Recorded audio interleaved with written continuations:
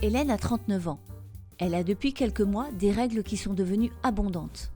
À chaque cycle, la quantité de saignement est anormalement élevée, ce qui lui impose de changer de protection 2 fois plus souvent en période de menstruation.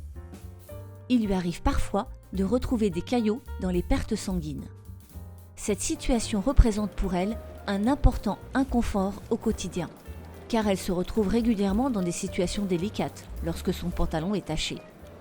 Elle se sent obligée de porter par sécurité une veste autour de la taille pour camoufler la zone en question et d'éviter à tout prix de porter des vêtements de couleur claire en période de règles. Elle est parfois contrainte de rester à domicile et de ne pas pouvoir se rendre au travail ou aux activités de loisirs du fait de l'inconfort et de la gêne occasionnée. Ces saignements abondants et répétés lui occasionnent une grande fatigue au quotidien.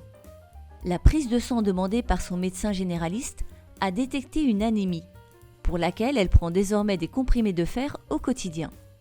L'échographie pelvienne, également prescrite, a fait découvrir la présence de fibromes utérins. Sa petite sœur de 26 ans présente les mêmes symptômes et une échographie a confirmé qu'elle est également porteuse de fibromes utérins. Les saignements abondants durant les règles, appelées ménorrhagies, sont une des manifestations des fibromes utérins, pathologie pour laquelle il existe aujourd'hui un traitement mini-invasif, efficace et bien toléré. Les fibromes utérins, encore appelés myomes ou léomyomes, sont des formations de tissus bénins développées aux dépens du muscle de l'utérus qu'on appelle myomètre. Ce sont des lésions arrondies engorgées de sang, de composantes fibromusculaires et conjonctives, principalement composées de cellules musculaires lisses.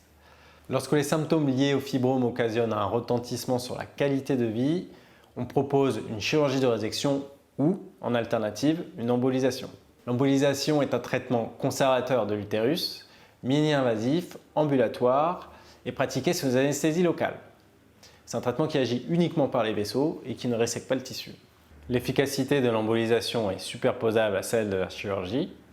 Elle a pour particularité de ne pas générer de cicatrices, ni à la peau ni sur l'utérus, et les complications sont moins nombreuses et moins fréquentes. Elle ne perturbe pas la fécondation et peut tout à fait être proposée en cas de projet de grossesse ultérieur.